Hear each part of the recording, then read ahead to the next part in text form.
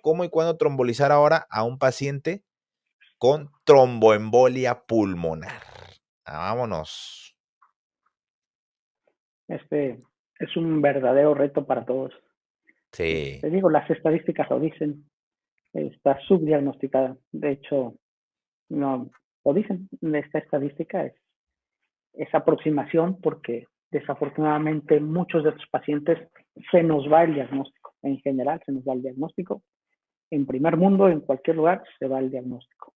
Pero bueno, pues que el paciente tenga factores de riesgo, que son los pacientes, hay escalas de factores de riesgo para que ustedes puedan sospechar si es o no una tromboembolia pulmonar.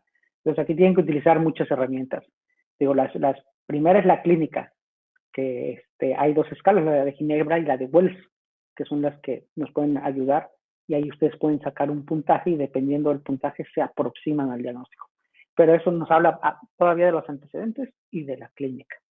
Después viene obviamente la exploración física. Comúnmente o frecuentemente estos pacientes, el trombo viene de extremidades. Entonces, siempre que sospechen un paciente con tromboembolia pulmonar, hay que explorar extremidades. Y ese trombo puede venir de una vena profunda y de extremidades, entonces revisar la vascularidad de los pacientes es importante. ¿Qué cuadro clínico me va a dar un paciente con tromboembolia pulmonar? Lo más común es disnea, taquicardia, puede haber hemoptisis y son los principales que nos puede dar. Puede haber síncope en estos pacientes también. Y si el paciente ya está muy avanzado, es una tromboembolia invasiva, me puede hacer un choque de tipo restrictivo, hay dilatación del ventrículo derecho, me comprime totalmente el ventrículo izquierdo, obviamente baja el gasto cardíaco y me hace un choque ese paciente. De hecho, se pueden infartar.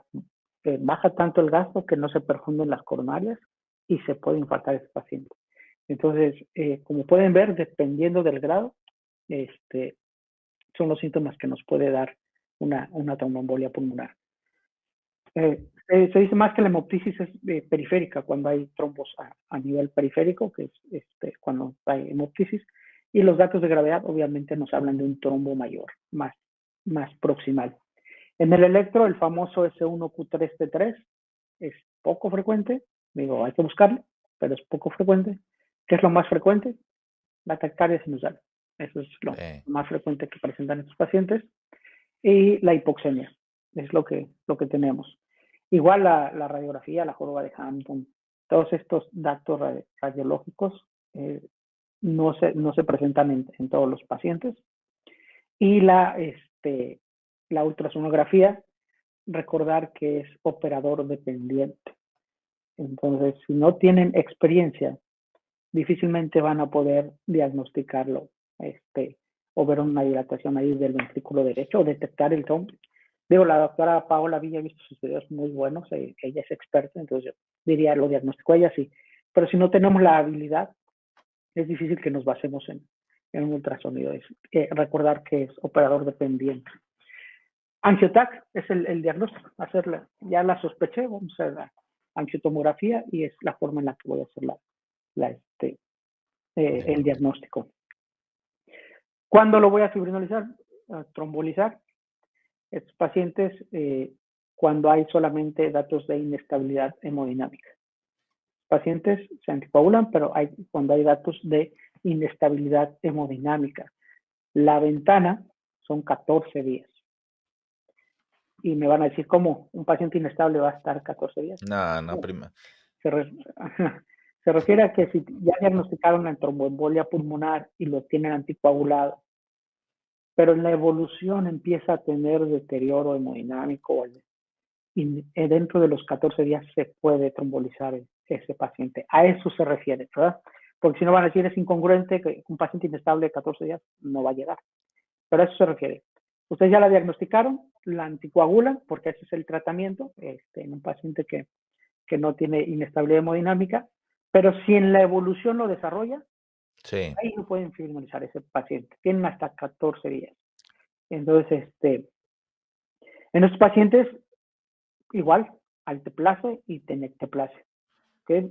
Aquí el alteplase, pues los que lo conocen son 2 frasquitos de 50 miligramos. Le vamos a pasar los dos en 2 horas a la tromboembolia pulmonar. Y si tienen TNK, utilicen 5.5 miligramos por kilo en bolo, máximo 50 miligramos. Es lo que vamos a utilizar en la tromboembolia pulmonar. Y bueno, aquí les decía, lo más complicado de la TEP es el diagnóstico. Eso es lo que nos tiene ahí con el subregistro. Sí. Mire, eso que comenta es bien importante. Yo siempre les digo que la tromboembolia pulmonar es la enfermedad sobre la enfermedad. Por eso se complica. Tenemos un paciente hospitalizado con un choque séptico y de repente se nos inestabiliza más y pensamos que hay una recaída del choque séptico y se nos pasa la tromboembolia pulmonar. Es un paciente que fue un politraumatizado y de repente se vuelve a inestabilizar, resangró. Y no, resulta que es una tromboembolia pulmonar. Por eso les digo que es la enfermedad sobre la enfermedad. Y siendo muy, entre comillas, agresivos, necesitamos demostrar que tiene una dilatación de cavidades derechas y con los diferentes signos que existen, bla, bla, bla, porque ahorita queremos objetivizar y que le cause una hipoperfusión tisular. Y como bien lo comenta el maestro, yo también le hago énfasis, no es que no se tome gasometría o que no se tome una radiografía o que no se tome un electro porque no son cuestiones para toma de decisiones, nos sirve para también descartar otras enfermedades que puedan estar presentándose. Entonces es muy importante que detectemos, sí, la dilatación de cavidades derechas, el signo de McConnell y todo lo que conlleva, todos los signos, o como bien lo comentó también, inclusive los trombos intracavitarios de cavidades derechas, pero también necesitamos descartar. Y yo siempre les digo, ¿cuál es la ventana terapéutica para trombólisis? La muerte. Así les digo, o sea, oiga, doc, es que ya tiene 7, pero no se ha muerto, ¿va? Pues dale, trombolízalo. Es que tiene 5 días que empezó con los síntomas, que estaba postrado y muy agresivamente. Busquen los trombos en las extremidades, o sea, como bien lo comenta, ¿de dónde vienen mayormente? De la circulación de las extremidades inferiores venosa. A nivel femoral izquierda es lo más común. Entonces, vayan a buscar signos clínicos de trombosis venosa profunda y métanle un ultrasonido con presión ahí. Si no comprime la femoral, de ahí se viene el trombo. Y todo el cuadro clínico, pues, lo van a estar